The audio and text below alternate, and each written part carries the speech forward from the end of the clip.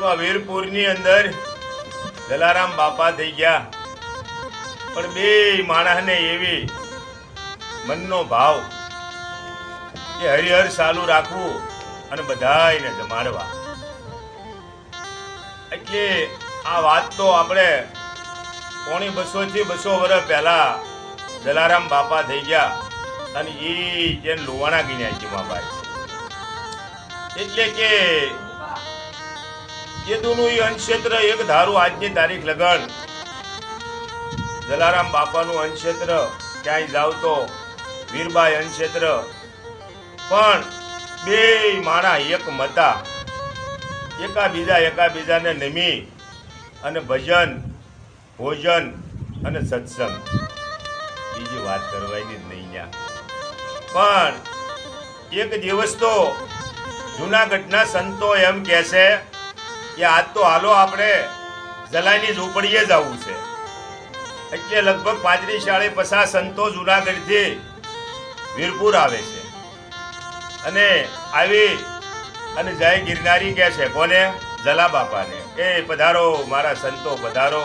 કારણ કે જે ભક્તિના માર્ગમાં જે માણા હોય ને એને સંતો બહુ વાલા હોય.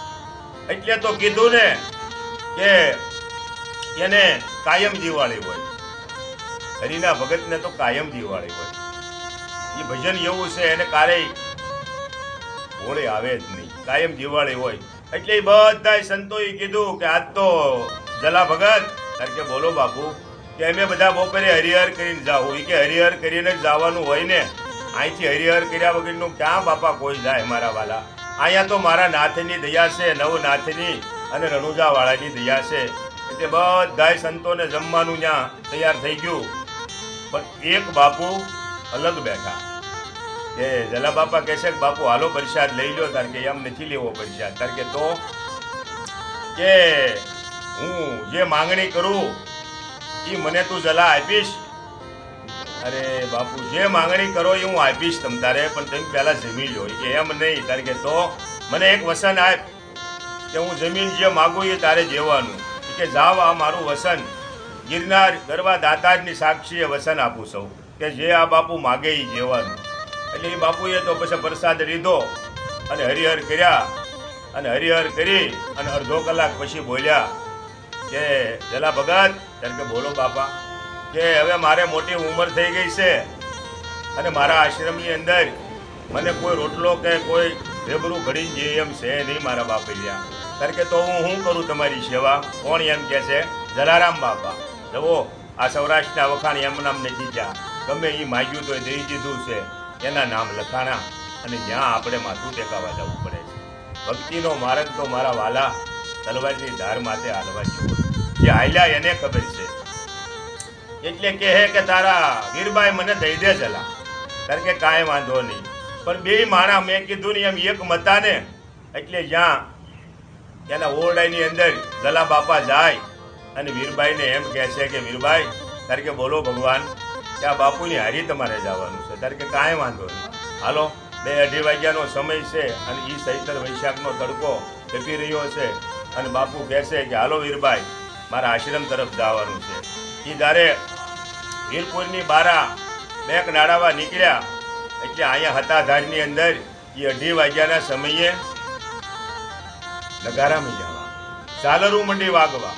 એટલે શેવકો આડાવડા મીંડ્યા થવા અને મીંડ્યા પૂછવા કે આ 2:30 વાગ્યાનો બપોરનો સમય આપણી સવારની આરતી, બપોરની આરતી અને સાંજની આરતી તો આપણી રેગ્યુલર ટાઈમો ટાઈમ થાય છે. એટલે ગીગડા પીર પાસે આવી અને પૂછવા માંડ્યા કે બાપુ આ બધું શું છે? એટલે ગીગડા પીરને આંખમાં જળજળિયા આવી ગયા.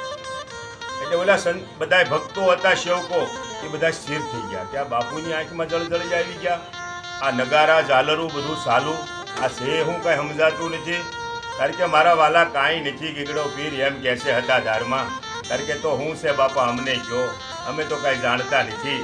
કારણ કે વીરપુરની અંદર કે જલારામે મોતી પૂરવી દીધું. કારણ કે તે કેમ કે જ્યાં ભગવાન આવી ગયા. ઓહો આ એનું આ નગારું અને આ ઝાલર વાગ્યું છે.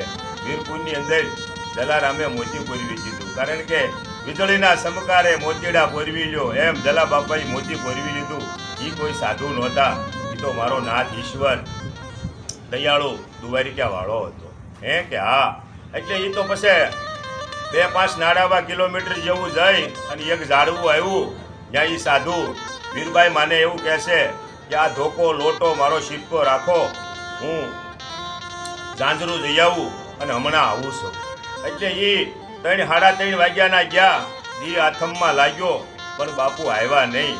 એટલે પછી વીરબાઈ માઈ એવો નિર્ણય લીધો કે હવે હું પાછી વહી જાઉં, કારણ કે બાયું માણસ હોઉં, આ વગડામાં હું કઈ રીતે રહી શકું.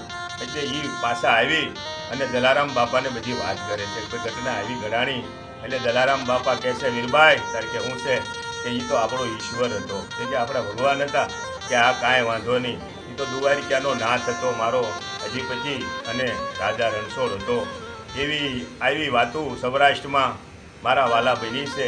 અને આવી વાતો કદાચ તમે સાંભળશો તો તમને આનંદ આવી જાય. બોલો જલારામ બાપાની.